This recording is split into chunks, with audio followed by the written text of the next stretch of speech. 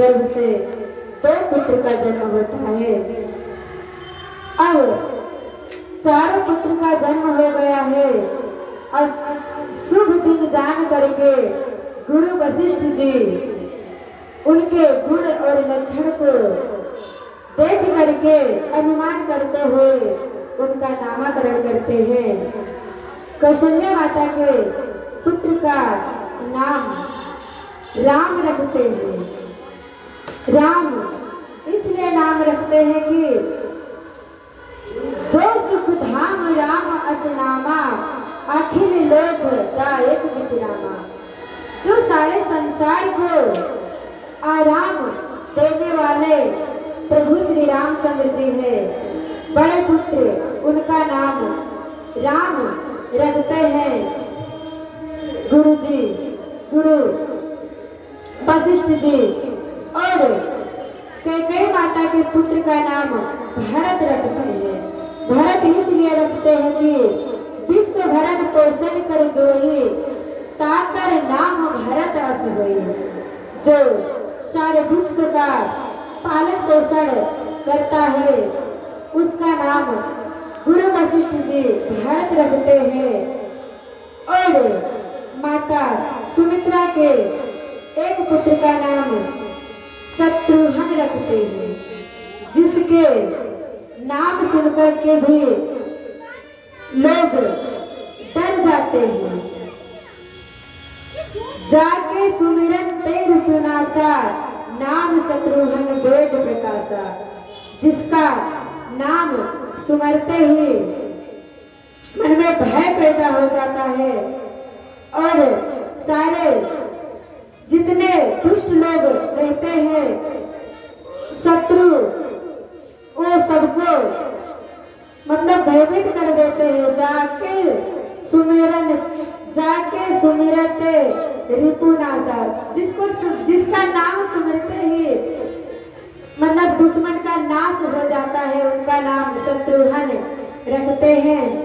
और छोटे पुत्र का नाम उसका भी गुण लक्षण देख करके लक्षण धाम राम प्रिय सकल जगत आधार गुरु वशिष्ठ ते ही राखा लक्ष्मण नाम उदार। और दूसरे पुत्र का लक्ष्मण नाम रखते हैं गुरु वशिष्ठ जी। अब चारों पुत्र का नामकरण हो जाता है। धीरे धीरे दिन व्यतीत होते जाते हैं, दिन बीतते जाते हैं और चारों पुत्र धीरे धीरे आगे बढ़ने लगते हैं, बड़े होने लगते हैं। जब छोटे बच्चे रहते हैं तो कभी रोते हैं कभी खेलते हैं। जब ज्यादा रोने लगते हैं तो कभी कोई माता जी लेकर के उछाल करके खिलाती हैं, कभी पलने में डालती हैं, तो कभी पिताजी को देती हैं, कभी किसी को देती है कि बच्चा किस तरह से मतलब चुप हो जाए, किस तरह से वो बच्चा आनंद पूर्वक फिर से खेलने लगे। तो ऐसे कौशल्या माता जी अपने चारों पुत्रों को तीनों रानियां गोद में उठाती हैं, खिलाती हैं और तेल और काजल लगा करके पलने में झूला भी झुलाती हैं। तो ये दो लाइन की भजन भी सभी लोग सुनिएगा। रामचंद्र भगवान की। तो माता कौशल्या जी नजर न लागे इसलिए रामचंद्र जी को काजल लगा देती हैं और लाई लोन करके पलने में झूले में डाल देती है और झूला झुलाते हैं। तो देखिए सभी लोग सुनिए। पलना में ललना झुलावे तो कौशल्या मैया पलना में ललना पलना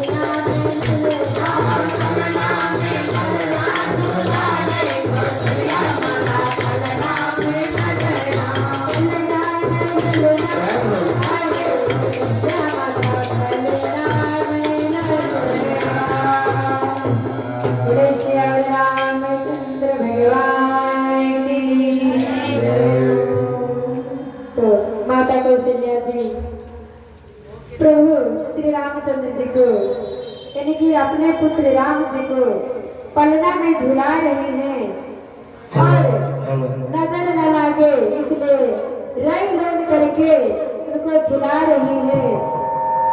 एक दिन की बात है, माता एक बार जनने अनवाए कर सिंगार पलना को ढाए, निज कुल इष्ट देव भगवाना पूजा हेतु के स्नाना। एक दिन की बात है,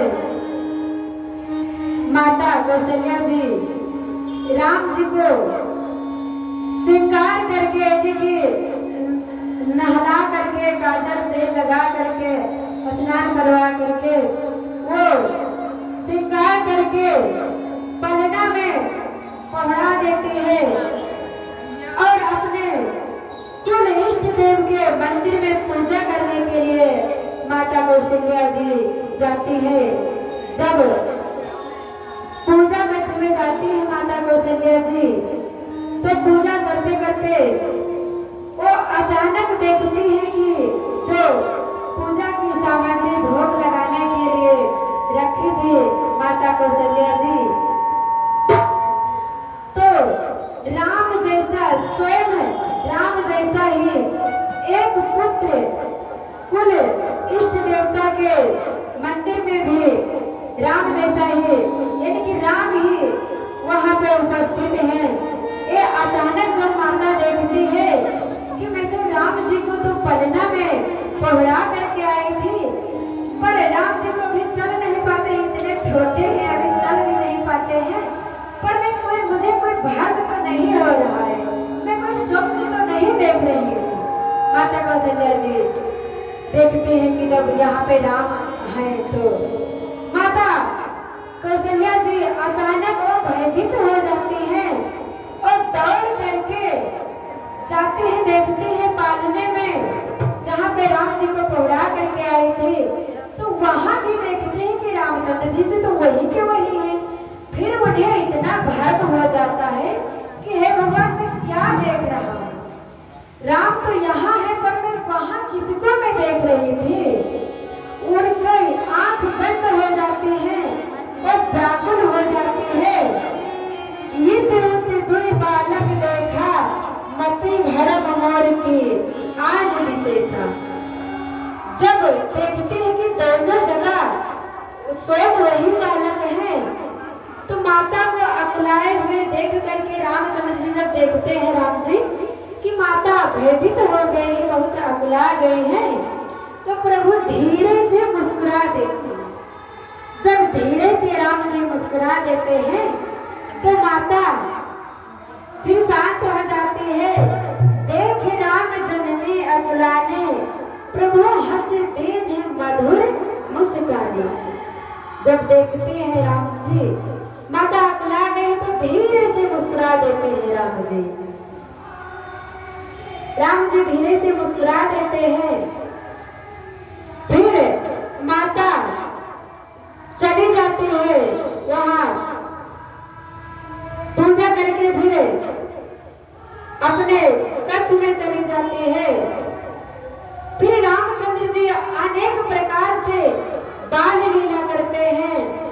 कभी माता काम करने लगती हैं तो साड़ी तान लेते हैं, काम नहीं करने देते हैं। कभी वो घोड़े हाथी खिलौना खेलते हैं और कभी कभी वो घोड़ा हाथी सोने के जो घोड़े हाथी है सोने चांदी के उसको नहीं खेलते हैं। वो कहते हैं कि मुझे वो चंद्रमा ला करके दो। तो माता भले चंद्रमा कैसे ला करके दे, रामचंद्र जी बहुत जिद करते हैं कि मुझे ये सब कुछ नहीं चाहिए। जितना खिलौना देते हैं राम जी रोते रहते हैं, नहीं मानते, कहते हैं मुझे वो ऊपर वाला चंद्रमा ही मुझे चाहिए। अब माता क्या करे, तो माता एक जुगती निकालती हैं। जैसे कोई भी माता का बच्चा रोने लगता है तो बहुत जिद करता है तो उसे भले ही नकली हो पर देना ही पड़ता है।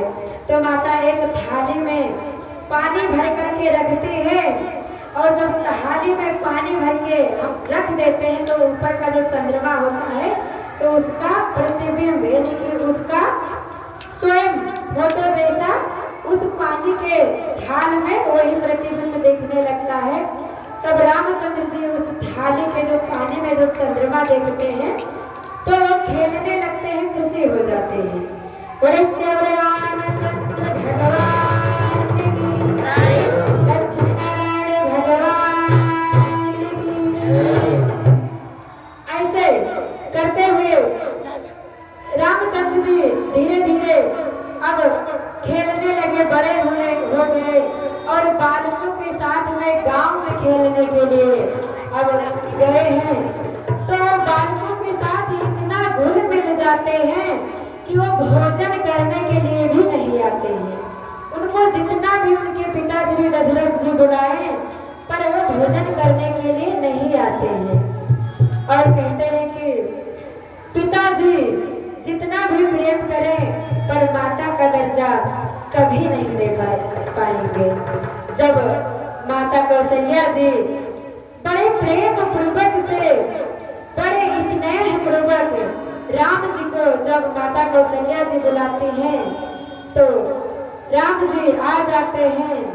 भोजन करत बोल जब राजा, नहीं आवत तजी बाल समाजा।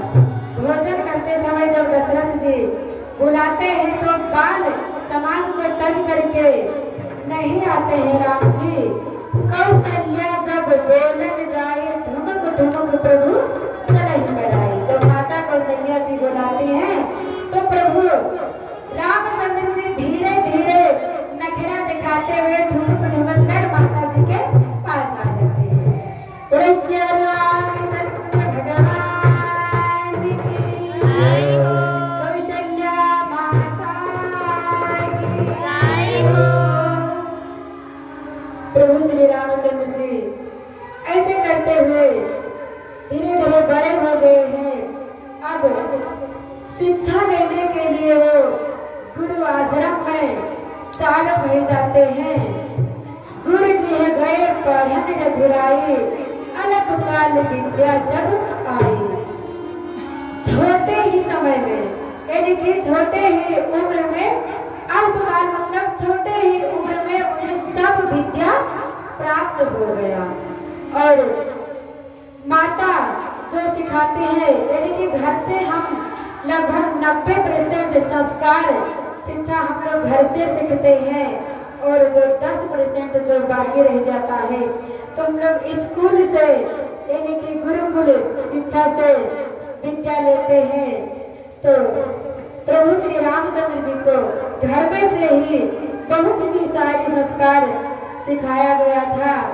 प्रभु श्री रामचंद्र जी जब सुबह उठते थे तो माता पिता और अपने गुरु के चरण को नवाते थे और माता धरती को प्रणाम करते थे।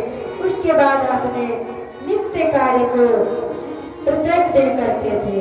तो इसलिए कहते हैं कि प्रातः काल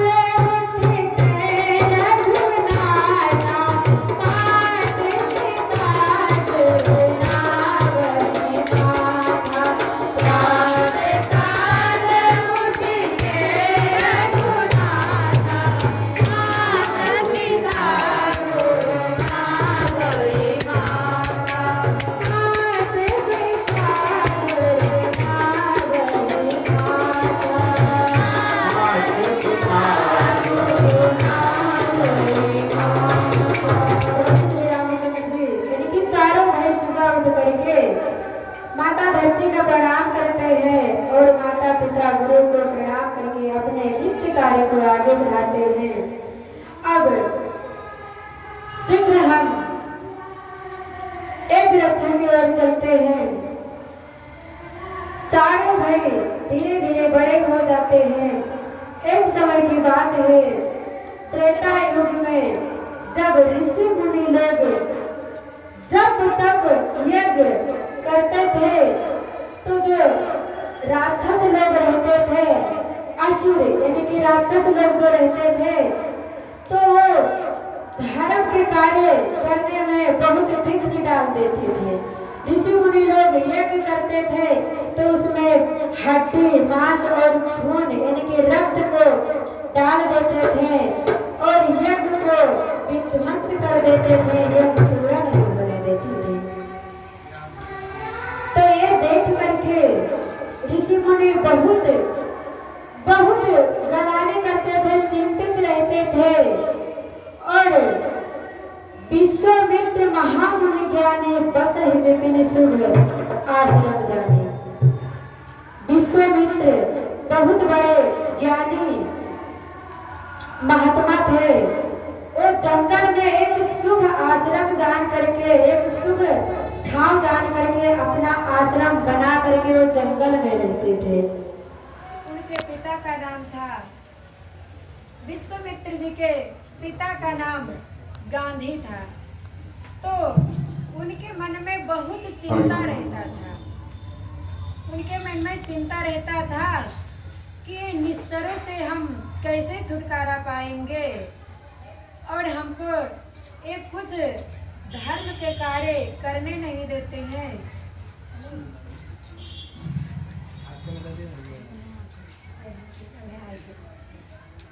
हरे हरे बोले श्री रामचंद्र भगवान की जय।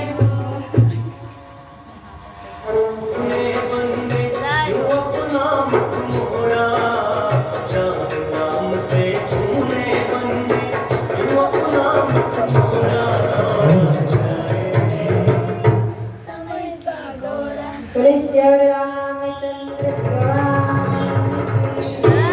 लक्ष्मीनारायण भगवान की जय। तो विश्वामित्र जी के मन में बहुत चिंता रहता था कि राक्षसों से कैसे हम मुक्ति पाएंगे। तो उसी समय भगवान श्री रामचंद्र जी का जन्म हो गया है कह करके विश्वामित्र को पता ही रहता है। तो वो सोचते हैं कि इसी अवसर में ही हम राजा दशरथ के घर पे जाएं और राम और लक्ष्मण को हम अपने सुरक्षा के लिए और असुरों का नाश करने के लिए हम राम और लक्ष्मण को ले आते हैं। मन में सोच करके विश्वामित्र जी अपने आश्रम से एक दिन राजा दशरथ के महल में जाते हैं। जब राजा दशरथ के महल में विश्वामित्र जी अचानक बिना बताए जब जाते हैं तो दशरथ जी के मन में बहुत घबराहट हो जाती है। एक और खुशी भी है कि मेरे घर में, मेरे राज्य में आज गुरु जी पधारे हैं, मेरा घर पवित्र हो गया है। और उनके मन में एक और घबराहट भी हो रही है कि बिना बताए किस कारण से भला आज विश्वामित्र जी आए हुए हैं। क्योंकि एक समय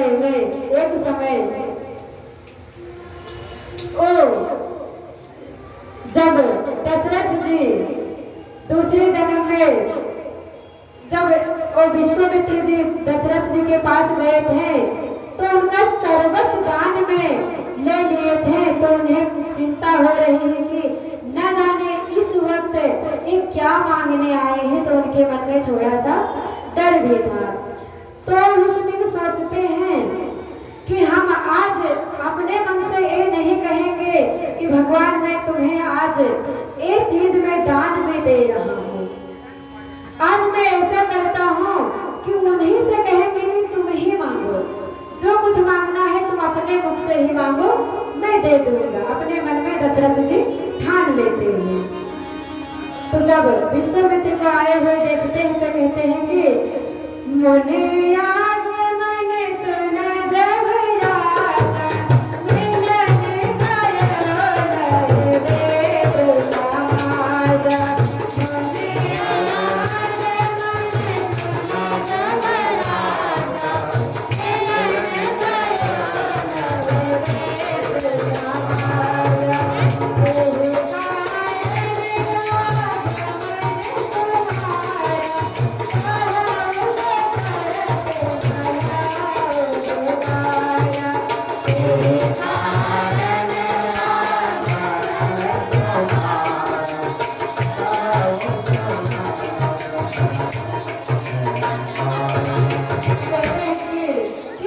कारण से आपका आगमन हुआ है। तब विश्वामित्र जी कहते हैं कि मैं आपसे कुछ आज याचना करने आया हूँ, मैं मांगने आया हूँ। तो दशरथ जी कहते हैं कि भला मैं क्या दे सकता हूँ, आपका ही तो दिया हुआ सर्वस्व है, तो मुझसे आप मांगते क्या है, आपका ही सब कुछ है। मैं यदि कि अपने प्राण तक भी मैं आपको सौंप देता हूँ, इसमें मांगने की क्या बात है। तो विश्वामित्र जी कहते हैं कि मैं आज वो चीज मांगने आया हूँ जो बिना मांगे मुझे मिलेगा नहीं, जब मैं मांगूंगा तभी मुझे मिलेगा। मैं आज वो चीज मांगने आया हूँ। तभी कहते हैं कि असुर समूह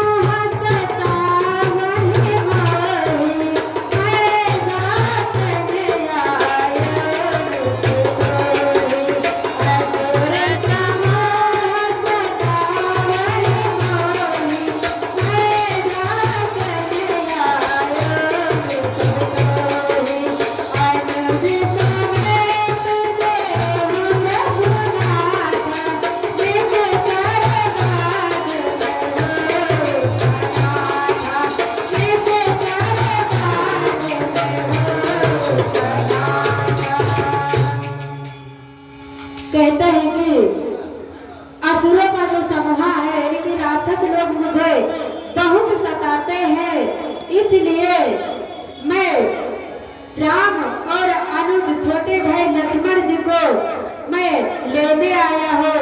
निस्सरों का नाश करने के लिए इनको ले जाएंगे मैं।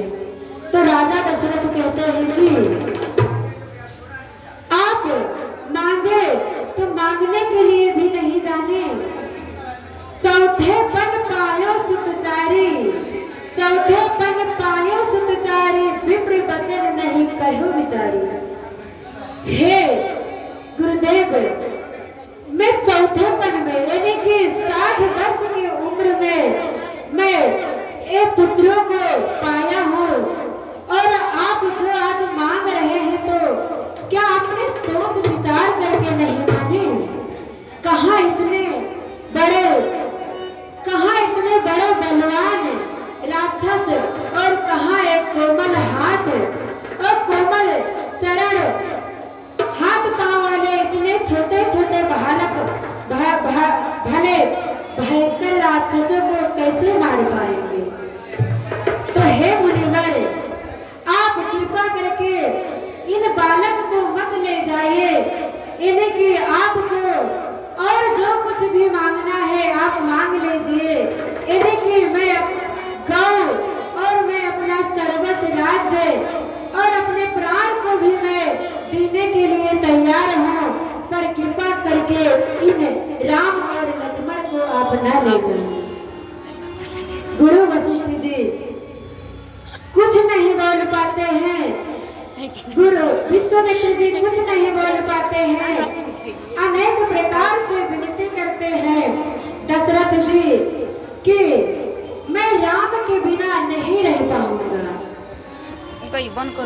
इसलिए राम को आप मत ले जाइए, मेरे पूरे राज्य को ले लीजिए, और मेरा जितना धन दौलत गौ जितने ही सब कुछ ले लीजिए।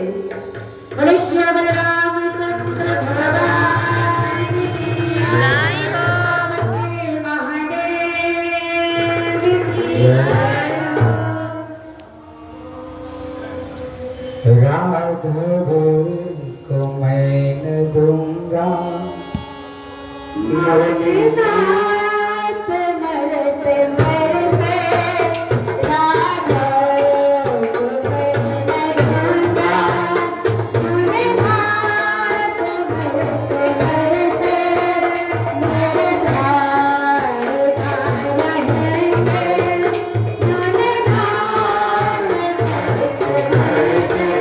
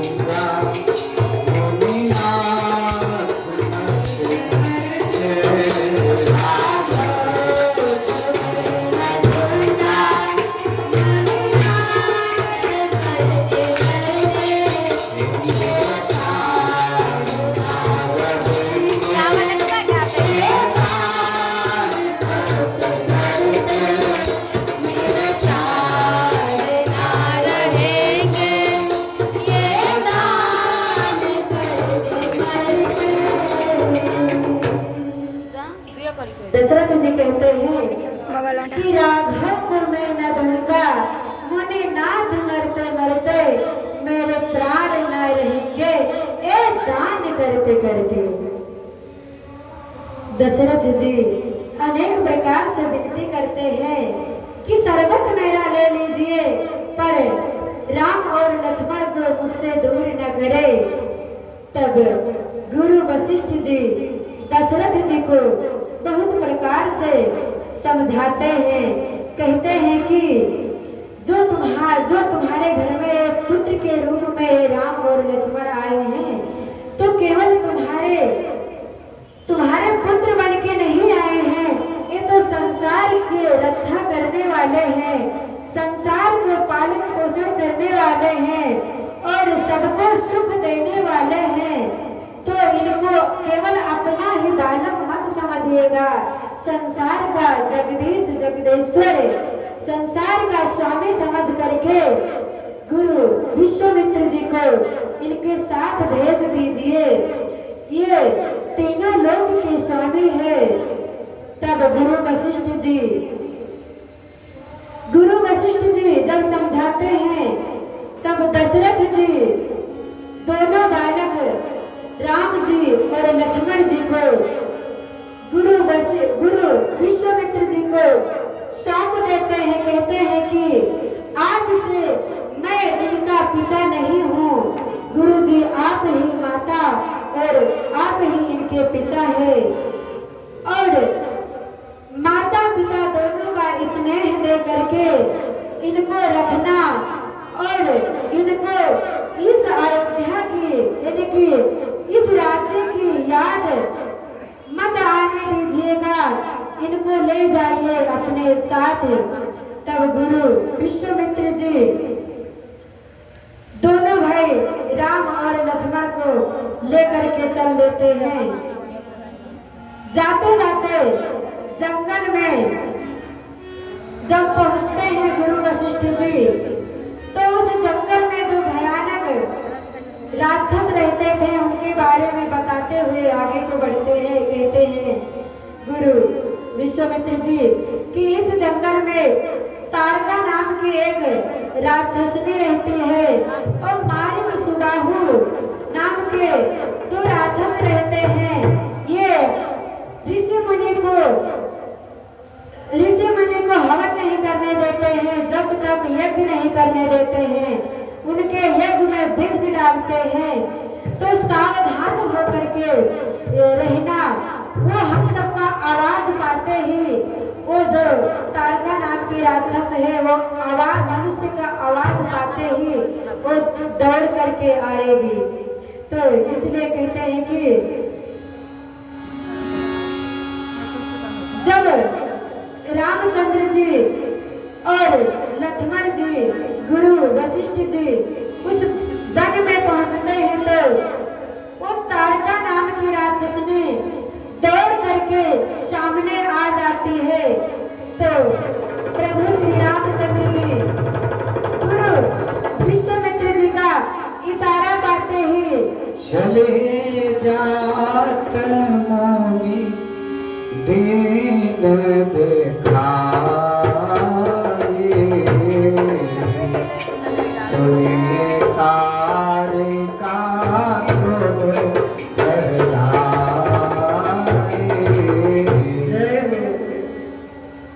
भोले श्याम रामचंद्र भगवान की जय। यहाँ पर जब राक्षस राम को तरफ दौड़ती है, कहती है मैं तो खाऊंगी खाऊंगी खाऊंगी,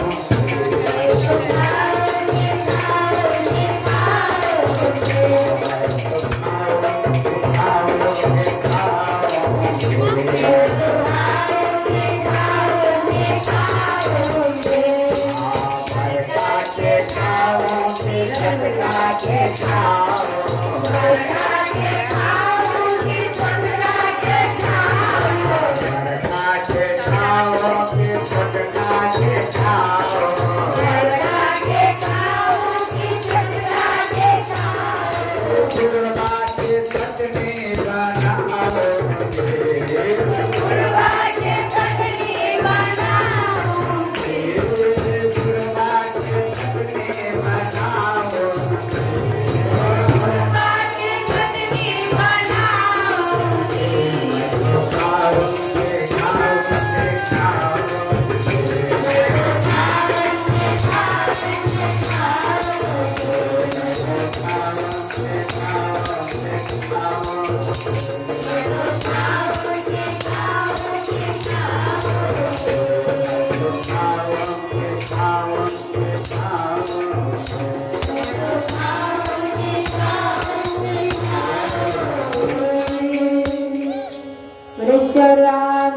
रामचंद्र भगवान की जब ताड़का दौड़ करके आती है, कहते हैं कि मैं पहले किसी को खाओ, आगे वाले को खाओ कि पीछे वाले के खाओ, कि बीच में जो वो बुढ़े बाबा विश्वामित्र जी हैं कि उनको चटनी बना करके खाओ। ये ताड़का ऐसे कहती है। ये सुनकर जब सुनते हैं राम जी तो गुरु जी के इशारा पाते ही एक बार में ही ताड़का का प्राण हर देते हैं। एक ही बार में प्राण हर लेना, तेरे द्वार में जीते परदेना। एक बार में प्राण हर लेना, तेरे द्वार में जीते परदेना। आते प्राण तेरे बुलाए, तेरे दरबार में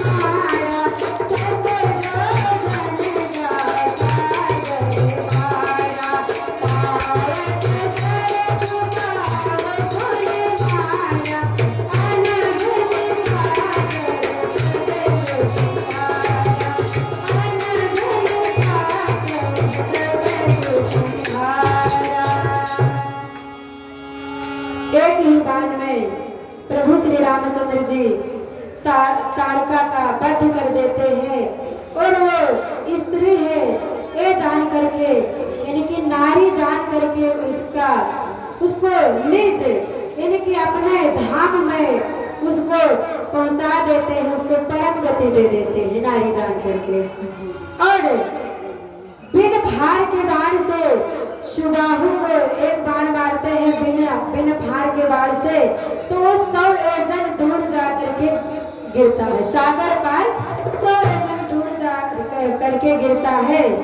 और सुबाहु और मारीच को मार देते हैं और उधर लक्ष्मण जी भी उतने ही समय में बहुत से राक्षसों का मार देते हैं। बोले श्री रामचंद्र भगवान की जय, भगवान की जय। अब मारीच सुबाहु और ताड़का का वध करके अब विश्वामित्र के पास साथ में ही अब राम लक्ष्मण दोनों भाई धनुष यज्ञ देखने के लिए जनकपुर में जाते हैं। आके बख्श कर मेरा कुबर कमाल करिए, आके बख्श कर मेरा कुबर कमाल करिए, आके बख्श कर मेरा कुबर कमाल करिए, आके बख्श कर मेरा कुबर कमाल करिए, कमाल करिए,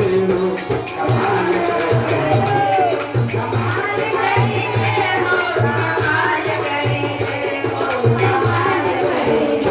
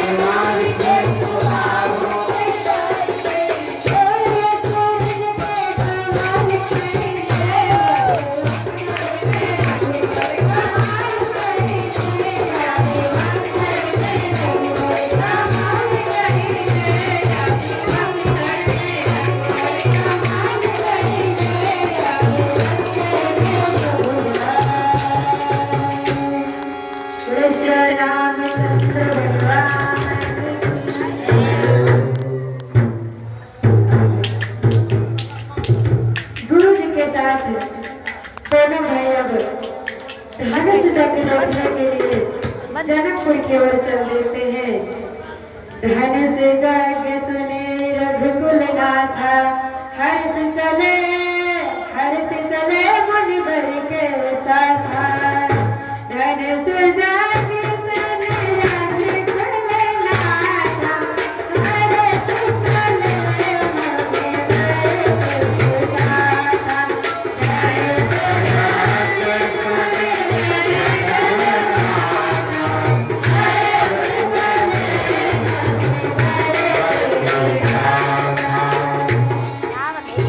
धनुष जग सुन करके विश्वामित्र जी के साथ में दोनों भाई चल देते हैं।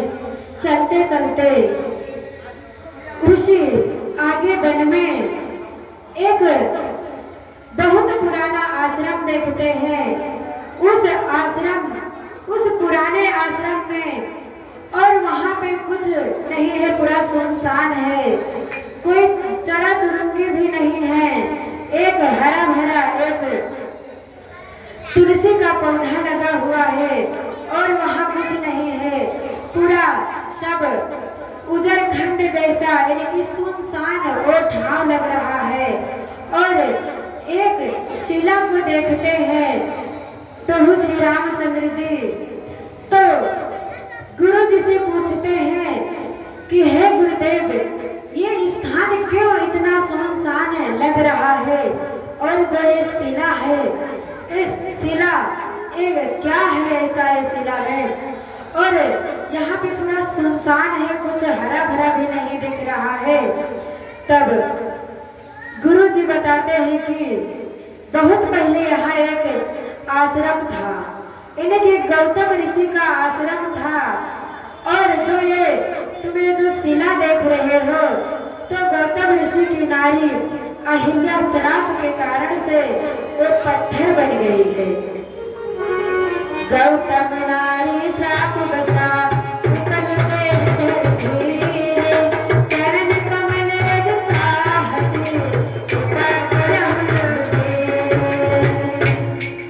गुरु जी कहते हैं कि जो ये शिला है, ये आपकी चरण कमल की रज चाहती है। तो प्रभु श्री रामचंद्र जी को पूरा कथा अहिल्या माता के बारे में गुरुदेव जी सुनाते हैं। प्रभु श्री रामचंद्र जी उस शिला में अपने चरण को छुआते हैं। चरण स्पर्श होते हुए वो शिला पुनः फिर से नारी के रूप में आ जाती है। फिर से वो अहिल्या माता सुंदर, पहले की जैसे सुंदर नारी हो जाती है। बड़े अहिल्या मैया जब फिर से सुंदर अहिल्या माता सुंदर नारी के रूप में आ जाती है, तो बहुत प्रकार से प्रभु की स्तुति करती है और अपने पति गौतम ऋषि को बहुत बहुत धन्यवाद आज माता दे रही है। माता इसलिए धन्यवाद दे रही हैं कि यदि मेरे नाथ, यदि मेरे स्वामी मुझे शराप न देते, अगर मैं पत्थर नहीं बनती, तो आज जिनके दर्शन के लिए लोगों यानी कि कईयों जन्म तक तपस्या करते रहते हैं, हजारों वर्ष बीत जाते हैं, फिर भी प्रभु श्री रामचंद्र जी का दर्शन नहीं पाते हैं। फिर मुझे इतने ही दिन में भगवान का दर्शन करने को मिल गया, तो मुझे जैसा सौभाग्यशाली इस संसार में कौन हो सकता है। तो इसलिए माता अहिल्या जी आज अपने पति देव को बहुत प्रकार से धन्यवाद दे रही है और कहती है कि उन्होंने मुझे श्राप दे करके मेरे ऊपर आज कितना बड़ा उपकार कर दिया है। उन्होंने प्रभु श्री रामचंद्र जी को बारंबार उनके चरण कमल में अपने सिर को नवाती हैं, उनकी स्तुति करती हैं। पति लोक में माता अहिल्या जी चली जाती है। बड़े श्याम रामचंद्र भगवान की, उमापति महादेव की।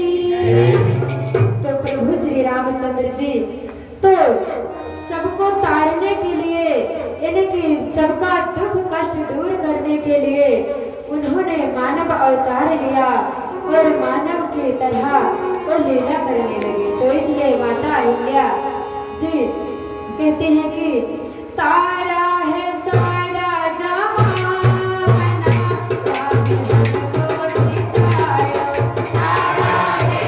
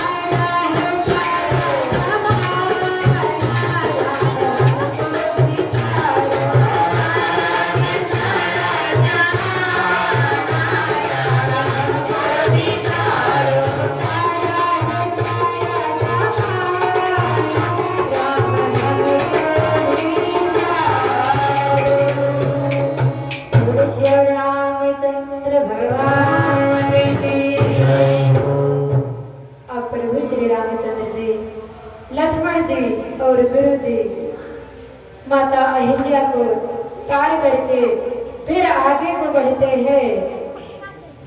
चले राम लक्ष्मण मुनि संगा, गए जहाँ जग पावनी गंगा। हर्ष चले मुनि वृंद सहाय, वेग विदेह नगर निराये। गुर नर नारी सुभग सुचि संता, धर्मशील ज्ञानी गुणवंता। अब प्रभु श्री रामचंद्र जी लक्ष्मण जी गुरु जी के साथ फिर आगे को चलते हैं। चलते चलते और थकित हो जाते हैं रामचंद्र जी। लक्ष्मण जी गुरु जी एक आम का बगीचा में ठहरते हैं, विश्राम करते हैं। देखिए अनुपम एक और आई, सब सुपस सब भांति सुहाई। एक आम का बगीचा देख करके उस बगीचे में विश्राम करते हैं। विश्वामित्र महामुनि आए, समाचार मिथिलापति पाए। जब ये समाचार सुनते हैं राजा जनक जी कि विश्वामित्र जी मिथिला में आए हैं, ये सुन करके बहुत खुशी होते हैं। तो वो अपने राज्य से यानी कि अपने महल से चल देते हैं और उनको स्वागत करने के लिए वहां पर आते हैं। जब बगीचे में देखते हैं कि गुरु विश्वामित्र जी हैं और उनके साथ में दो सुंदर छोटे उम्र के दो सुंदर बालक हैं। उनके सुंदरता की छवि देख करके राजा जनक जी बहुत हर्षित होते हैं, खुशी हो जाते हैं। मन में सोचते हैं कि ये दोनों बालक कितने सुंदर लगते हैं। ऐसा लगता है, मेरा मन ऐसा करता है कि इन बालकों को मैं देखते ही रह जाऊं। फिर प्रभु गुरु जी से पूछते हैं कि आपके साथ में जो है सुंदर जो दो बालक हैं, एक कौन है? तब गुरु वशिष्ठ जी कहते हैं कि रघु दशरथ के जाए, मम हित लागी नरेश पठाए।